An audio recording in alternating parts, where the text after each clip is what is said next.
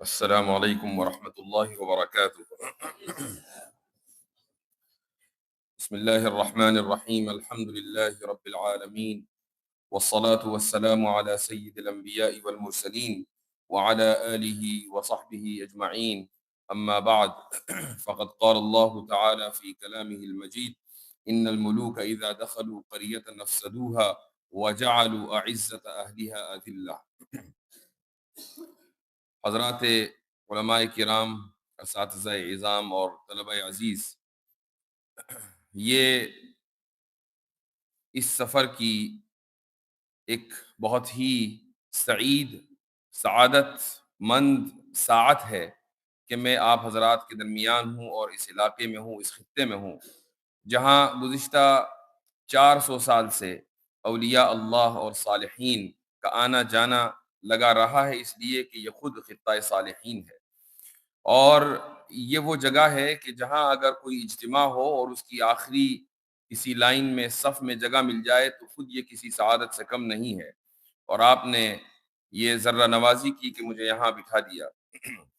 ارادہ یہ تھا کہ یہاں پر ملاقات کر کے آگے کا سفر کیا جائے گا۔ میں اس وقت دیوبند کے راستے میں ہوں، اور آپ کو معلوم ہے کہ سردی کے ایام میں سفر کا وقت بڑا مختصر ہو جاتا ہے، تو ارادہ یہ تھا کہ 10-12 منٹ آپ سے گفتگو کریں گے اور اس کے بعد انشاءاللہ اجازت دیں گے۔ ویسے ارادہ ابھی بھی یہی ہے، تو تھا کا مطلب یہ نہیں ہے کہ اب ارادہ بدل گیا، ارادہ ابھی بھی یہی ہے۔ تو کچھ باتیں آپ حضرات کے ساتھ آپ کے گوش گزار کرا کے انشاءاللہ اجازت دیں گے۔ یہ جو آیت میں نے آپ کے سامنے پڑھی ہے، اس آیت میں اللہ تعالیٰ یہ فرماتا ہے کہ بادشاہ جب کسی بستی میں داخل ہوتے ہیں تو وہاں کے معزز لوگوں کو ذلیل بنا دیتے ہیں۔ اس آیت کا مقصد یہ ہے کہ غالب تہذیب مغلوب تہذیب کے معیارات کو بدل دیتی ہے۔ ایک زمانہ تھا، کوئی بہت قدیم دور کی بات نہیں ہے، آج سے 30-40 سال پہلے، نہ صرف یہ کہ گاؤں میں بلکہ قصبات میں اور شہروں میں برقعوں میں گھونگھٹ نکالی خواتین، مسلمانوں میں برقع اور غیر مسلموں میں گھونگھٹ، یہ بہت عام بات تھی اور اس کا رواج تھا، اس کو برا نہیں سمجھا جاتا تھا۔ لیکن پھر ایک تہذیب غالب آئی جس کو ہم مغربی تہذیب کہتے ہیں، اور اس نے مشرقی ممالک کے ان معیارات کو بدل دیا۔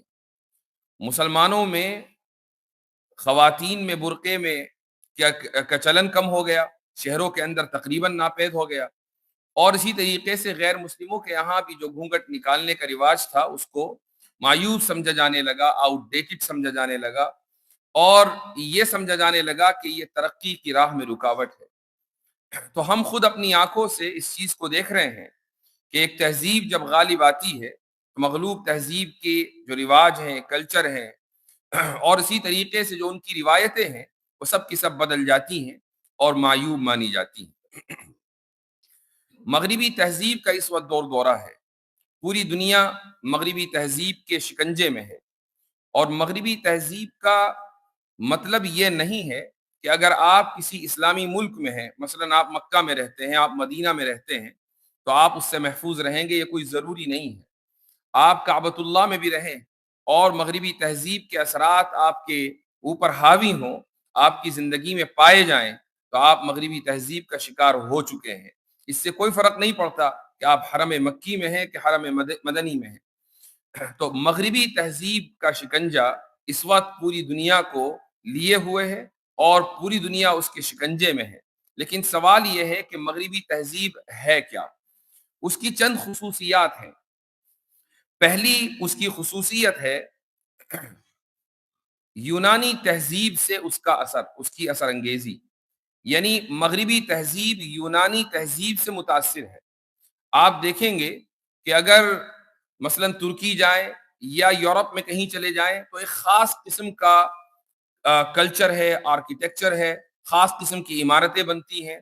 یہ تو خود اس علاقے کے اندر ہوا، لیکن اسکولوں کے ذریعے، کالجوں کے ذریعے جو نظام تعلیم پوری دنیا میں رائج ہوا ہے، یہ دراصل اس فکر کا امتداد ہے کہ جو یونانی زمانے سے، یونانی دور سے چلی ہے۔ مثلاً یونانی تہذیب میں یہ مسئلہ اٹھا کہ ہم کسی بھی چیز کو اگر جانتے ہیں تو کیسے جانتے ہیں؟ آیا صرف حواس کے ذریعے جانتے ہیں یا عقل کے ذریعے بھی جان سکتے ہیں؟ اور اس زمانے میں دو مکتب فکر ہوئے۔ ایک مکتب فکر کو لیڈ کر رہا تھا ایک مشہور فلسفر جس کا نام ہے افلاطون۔ اس نے یہ کہا کہ ہم حواس کے ذریعے چیزوں کو نہیں جانتے ہیں بلکہ عقل کے ذریعے جانتے ہیں، حواس عقل کے خادم ہیں۔ دوسری طرف دیگر فلاسفرز تھے، انہوں نے یہ کہا کہ نہیں، ہم عقل کے ذریعے نہیں، صرف حواس کے ذریعے چیزوں کو جانتے ہیں۔ جو بھی چیز ہم سمجھتے ہیں، جانتے ہیں، لرن کرتے ہیں، علم حاصل کرتے ہیں، وہ صرف اس لیے کہ ہم اس چیز کو دیکھ رہے ہیں، اس کو ہاتھ لگا رہے ہیں، اس کو محسوس کر رہے ہیں، اس کو سونگھ رہے ہیں، اس کو سن رہے ہیں۔ تو یہ جو حواس سے خمسہ ہیں، یہی اسباب علم ہے، اور اس کے علاوہ کوئی دوسری چیز سبب علم نہیں ہے۔ یہ جو بحث ہوئی ہے یہ آج سے 2-2.5 ہزار سال پہلے ہوئی ہے، لیکن یہ بحث رکی نہیں، چلتی رہی یہاں تک کہ اسلامی دور آیا، وہاں پر یہ بحث چلی یہاں تک کہ جدید دور آیا، اور جدید دور میں جدید نظام تعلیم پوری دنیا میں رائج ہوا 1835 کے بعد۔ خصوصاً اس ملک میں لارڈ میکالے نے نیا جو تعلیمی نظام پیش کیا اور قدیم نظام کو فرسودہ قرار دیا گیا، تو اس نظام کی بنیاد اسی چیز کے اوپر تھی کہ ہم جو کچھ بھی حاصل کرتے ہیں، جو کچھ بھی علم ہمیں حاصل ہے، وہ صرف اور صرف حواس کے ذریعے ہے، عقل کے ذریعے ہم کوئی علم حاصل نہیں کر سکتے۔ اس کا نتیجہ کیا نکلا؟ اس کا نتیجہ یہ نکلا کہ لوگ دین سے دور ہونے لگے۔ صرف اسلام کی بات نہیں ہے بلکہ جو دیگر مذاہب ہیں ان سے دور ہونے لگے۔ ان مذاہب کے ماننے والوں نے اپنے مذاہب کو چھوڑ دیا، کیونکہ ہر مذہب کی بنیاد اس بات پر ہے کہ جو اوپر والا ہے، ایشور ہے، خدا ہے، جس کو گاڈ کہا جاتا ہے، جو سپریم بینگ ہے، جو اعلیٰ ترین ہستی ہے، اعلیٰ ترین ذات ہے، وہ نظر نہیں آتی، وہ نظر نہیں آئے گی اس دنیاوی زندگی میں۔ ہر مذہب کی یہ مشترکہ بنیاد ہے، اور جب ایک طالب علم کو اسکول کے نظام میں ابتدا سے لے کر اس وقت تک جب تک وہ کالج سے فارغ نہیں ہوتا، یہ بتا دیا گیا کہ نہیں، علم حاصل کرنے کا ذریعہ صرف عقل نہیں ہے، علم حاصل کرنے کا اصل ذریعہ حواس ہے، کہ تم اس وقت تک کسی چیز پر یقین نہ کرو جب تک تم کسی چیز کو دیکھ نہ لو۔ تو اس کا نتیجہ کیا نکلے گا؟ اس کا نتیجہ یہ نکلے گا کہ لوگ خدا کے منکر ہوں گے، لوگ روح کا انکار کریں گے، لوگ مادے کے اوپر ایمان لائیں گے، لوگ جنت اور جہنم کے منکر بن جائیں گے، لوگ فرشتوں کا اور جنوں کا انکار کریں گے، کیونکہ ان میں سے کوئی بھی چیز نظر نہیں آتی۔ یہ جو مشہور ڈیبیٹ ہوئی ہے اور جس کا پوری دنیا میں اس وقت چرچا ہے، اس میں آپ نے اگر، اور یقیناً آپ نے دیکھی ہوگی، مجھے ابھی تک کوئی ایسا شخص نہیں ملا کہ جس نے ڈیبیٹ نہیں دیکھی، ماشاءاللہ۔ تو آپ نے اس میں دیکھا ہوگا کہ فریق مخالف نے ایک دلیل دی۔ دلیل کیا؟ ایک ویسے ہی بات کہی، اس نے کہا کہ بلیف اور فیتھ کے درمیان فرق ہے۔ یہ بلیف اور فیتھ کے درمیان کیا فرق ہے؟ فرق یہ ہے کہ فیتھ آپ بس آنکھ بند کر کے کسی چیز کو مان لیتے ہیں، لیکن بلیف کا مطلب یہ ہے کہ آپ کے پاس دلیل ہو، آپ نے اس چیز کو دیکھا ہو، اور اس دیکھنے کی بنیاد پر، جس کو امپیریکل ایویڈنس کہتے ہیں، یعنی مشاہداتی دلیل، مشاہداتی حجت، تو امپیریکل ایویڈنس کی بنیاد پر آپ یہ طے کریں گے کہ اس چیز کو ماننا ہے یا نہیں ماننا ہے۔ ماننا ہے تو اس کو بلیف کہا جاتا ہے۔ مذاہب فیتھ کی دعوت دیتے ہیں، بلیف کی دعوت نہیں دیتے ہیں۔ یہ بات فریق مخالف نے کہی۔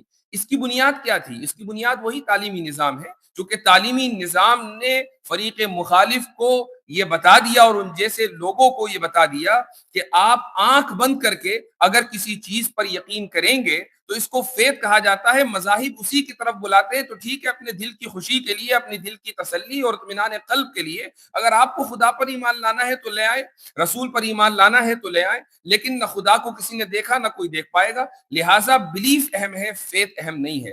یہ وہ چیز ہے جو اسکول کے نظام میں، تعلیمی نظام کے اندر بچوں کو پڑھائی جاتی ہے، بتائی جاتی ہے۔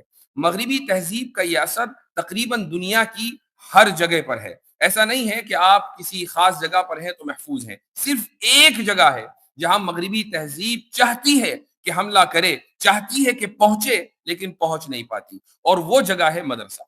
وہ چاہے دنیا کے کسی بھی کونے میں ہو، اگر وہ مدرسہ روایت کے اوپر ہے، یعنی اکابر نے جو طرز اختیار کیا تھا، جو روایت کا تسلسل ہمارے یہاں رہا ہے، اگر مدرسہ ان روایات کے اوپر قائم ہے تو مغربی تہذیب ان مدارس کی چہار دیواری تک پہنچ نہیں پائی ہے۔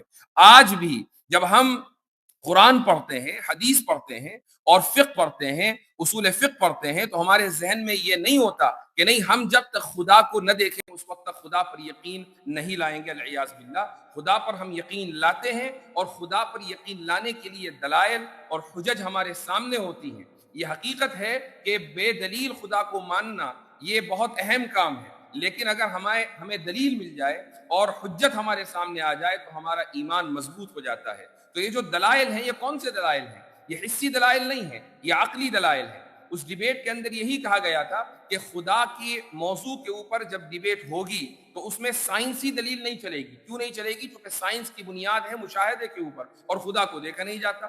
اس میں وحی کے اوپر مبنی دلیل نہیں چلے گی، کیونکہ وحی کو ہم مانتے ہیں، آپ نہیں مانتے۔ تو لے دے کر ایک ہی سرکل رہ گیا، اور وہ ہے عقل، کہ عقل کی بنیاد پر جو دلائل ہوں گے انہی دلائل کو قبول کیا جائے گا، اور اس کے علاوہ کوئی دوسری دلیل نہیں ہوگی۔ پھر عقلی دلائل میں بھی بہت سے دلائل ہیں، بس ایک ہی دلیل تھی جس کو ساری دنیا نے رٹ لیا، اور وہ ہے آرگیومنٹ آف کنٹینجنسی۔ تو جس کو سامنے والا سمجھ نہیں پایا کہ بھئی یہ کنٹینجنسی کیا ہے، لیکن آرگیومنٹ آف کنٹینجنسی کے علاوہ مفتی صاحب کے پاس کلام کاسمولوجیکل آرگیومنٹ تھا، اس کے بعد آنٹولوجیکل آرگیومنٹ تھا۔ یہ تین دلائل ان کے پاس موجود تھے، لکھے ہوئے تھے کہ بھائی ڈیبیٹ آگے بڑھے گی تو ان کو پیش کیا جائے گا۔ وہ پہلی دلیل نہیں سمجھا تو ڈیبیٹ آگے کہاں سے بڑھتی؟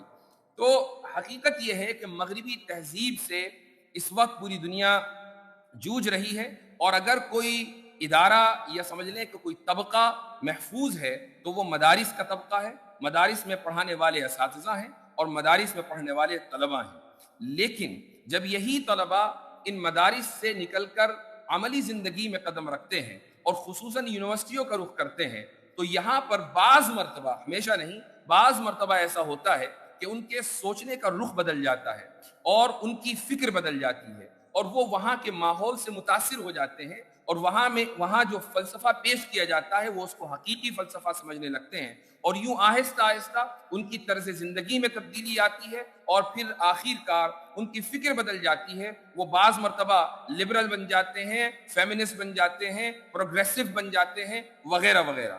تو یہ ضروری ہے کہ جب تک آپ مدرسے میں ہیں تب تک تو محفوظ ہیں ہی، لیکن اس کی حفاظت اس وقت بھی کرنی ہے جب آپ ایک مخالف ماحول میں جائیں۔ اگر آپ کو یونیورسٹی میں جانا ہے تو وہاں جا کر بھی آپ اسی فکر کی آپ یاری کریں کہ جس فکر کو آپ نے اپنے اساتذہ سے یہاں سیکھا ہے، اور یہاں اس فکر کو آپ لے رہے ہیں۔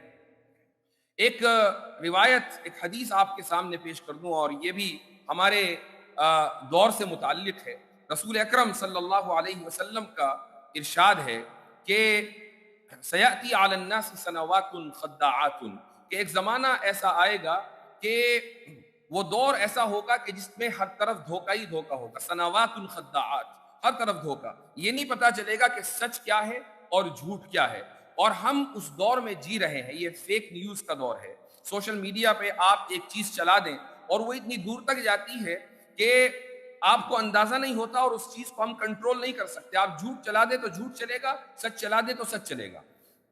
تو سیأتی علی الناس سنوات خداعات یصدق فیہا الکاذب ویکذب فیہا الصادق، کہ جس میں سچے کو جھوٹا سمجھا جائے گا اور جھوٹے کو سچا سمجھا جائے گا، وَيُؤْمَنُ فِيهَا الْخَائِنُ وَيُخَوَّنُ فِيهَا الْمُؤْتَمِنُ، کہ ایک ایماندار کو خائن سمجھا جائے گا اور خائن کو ایماندار سمجھا جائے گا۔ اور آپ نے اس کے بعد فرمایا وَيَنْطِقُ فِيهَا الرُّوَيْبِضَةُ، کہ رویبضہ اس دور میں رویبضہ کلام کریں گے۔ تو صحابہ نے کہا کہ یا رسول اللہ ومر رویبضہ، کہ رویبضہ کیا چیز ہے؟ تو آپ علیہ الصلاۃ والسلام نے ارشاد فرمایا کہ الرجل التافہ یتکلم فی امر العامہ، کہ ایک گھٹیا قسم کا انسان کہ جو پبلک افیئرز میں، امر العامہ یعنی عوام کے مسائل کے اوپر اپنی رائے دے گا، پبلک افیئرز میں اپنی رائے دے گا، ایسا شخص رویبضہ کہا جاتا ہے۔ اس وقت اس زمانے میں رویبضہ کا بول بالا ہوگا، وہی بات کر رہا ہوگا۔ ہم اس دور کو اپنی آنکھوں سے دیکھ رہے ہیں، اس کا تجربہ کر رہے ہیں، معیارات بدل چکے ہیں اس تہذیب کے غلبے کی وجہ سے۔ آج آپ دیکھیں کہ سوشل میڈیا پر، اور ہم میں سے تقریباً ہر ایک بڑی تعداد، یعنی میں کہتا ہوں کہ اگر کوئی شخص سوشل میڈیا پر نہیں ہے تو وہ اہل اللہ میں سے ہے، وہ اولیاء اللہ میں سے ہے۔ اگر اس کے پاس اسمارٹ فون نہیں ہے تو وہ ولایت کے درجے پر فائز ہے۔ حقیقت اس وقت یہ ہے۔ تو آپ میں سے ایک بڑی تعداد اگر آج نہیں ہے تو کل سوشل میڈیا پر اس کو جانا ہے۔ یہ وہ پلیٹ فارم ہے کہ جہاں پر ایک انسان کو رویبضہ بننے میں دیر نہیں لگتی ہے۔ یہ وہ پلیٹ فارم ہے کہ جہاں ایک انسان کو پبلک افیئرز میں اپنی زبان کھولنے میں دیر نہیں لگتی ہے، چونکہ پبلک پلیٹ فارم ہے، آپ جو بات کہیں گے وہ بہت دور تک جائے گی.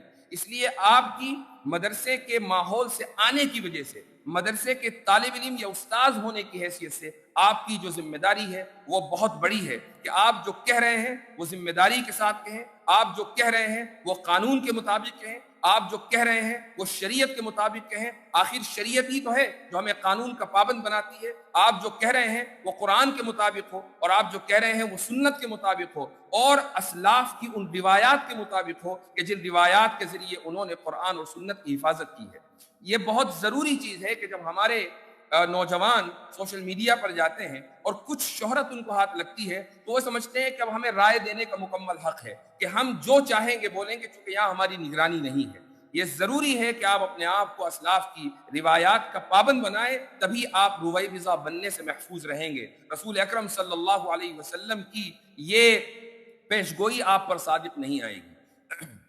چند چیزیں ہیں کہ جو انسان کو رجل تافہ بننے سے بچاتی ہیں. آپ علیہ الصلوۃ والسلام نے چونکہ رویبضا کی تعریف الرجل التافہ سے کی ہے، تو رجل تافہ کون ہے؟ یہ وہ شخص ہے جو مقاصد شریعت کے خلاف اپنی زندگی گزارتا ہے. شریعت کے مقاصد چند ہیں، مثلا عقل کی حفاظت، اس میں نسب کی حفاظت ہے، دین کی حفاظت ہے، مال کی حفاظت ہے، جان کی حفاظت ہے. آپ دیکھیں کہ سوشل میڈیا کے دور میں انسان کیا اپنے اور دوسرے کی دین کی حفاظت کر پاتا ہے یا نہیں؟ مثلا آپ کو بہت سے لوگ ہیں اس وقت پڑوس ملک میں، یہ فتنے خوب ہیں، کوئی انجینئر بنا ہے، کوئی وکیل بنا ہے، کوئی کچھ اور بنا ہے. یہ کون لوگ ہیں؟ یہ الرجال التافہون ہیں کہ جنہوں نے اسلاف کی روایات کی مخالفت کی ہے اور قرآن اور سنت کے نام پر انہوں نے پوری دنیا کو گمراہ کرنے کی کوشش کی ہے. دین کے تحفظ کے نام پر لوگوں کے دین کے اوپر ڈاکے ڈالے ہیں. یہ وہ لوگ ہیں کہ جنہوں نے اسلاف کے اس طریقے سے بغاوت کی ہے کہ جس طریقے کی بنیاد پر ہمارے اسلاف نے قرآن اور سنت کی حفاظت کی تھی. تو آپ ہر حال میں اپنے آپ کو ایسے افراد سے بچائیں، اپنے آپ کو دور رکھیں ایسے لوگوں سے، اور یہ کوشش کریں کہ آپ کبھی بھی اپنی زندگی میں رجال تافہون نہ بنیں. تو یہ چند باتیں ہیں، چند گزارشات ہیں ایک بڑے بھائی کی طرف سے چھوٹے بھائی کے لیے، چھوٹے بھائیوں کے لیے. تو مجھے امید ہے کہ آپ حضرات ان باتوں کو ذہن میں رکھیں گے اور سوشل میڈیا کی چمک دمک سے اپنے آپ کو اس وقت تک دور رکھیں گے جب تک اللہ تعالیٰ کو خود فیصلہ آپ کے لیے نہیں ہو جاتا کہ اب آپ کام کرنے لگیں. چونکہ آگے کا جو دور ہے آرٹیفیشل انٹیلیجنس کا دور ہے، سوشل میڈیا کا تو ابھی دور چل رہا ہے، آگے کیا ہوگا اللہ جانے. یہ یاد رکھیے کہ انبیاء علیہ السلام کو بھی نبوت کا مشن چلانے کی اجازت 40 سال کی عمر میں ملتی تھی. تو اگر ایسا ہوتا کہ چلو بھائی 18 سال کی عمر میں، 17 سال کی عمر میں اور 20 سال کی عمر میں آپ اپنی رائے دینے لگے تو انسان ہمیشہ غلطی کرے گا. وہ انسان محفوظ ہے کہ جو اپنے اکابر، اپنے بڑوں، اپنے اساتذہ اور اپنے مشائخ کے تحت اور ان کی رائے کی روشنی میں زندگی گزارتا ہے، وہی انسان محفوظ رہے گا. ایک صاحب نے مجھ سے سوال کیا کہ اس دور میں، سوشل میڈیا کے دور میں، ہم کس عالم کو فالو کریں؟ ہر طرف ماشاءاللہ علماء ہیں اور تقریریں ہو رہی ہیں، ان کے چینل کھلے ہوئے ہیں، کس کو فالو کریں؟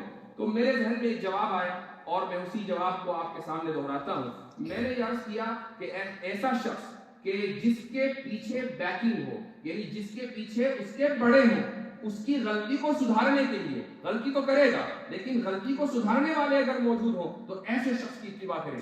جس نے اپنے بڑوں کو بڑا نہ بنایا ہو، ایسا شخص اس بات کا مستحق نہیں ہے کہ آپ اس کی بات مانیں اور اس کی اتباع کریں. جزاکم اللہ خیر الجزاء وآخر دعوانا ان الحمد للہ رب العالمین.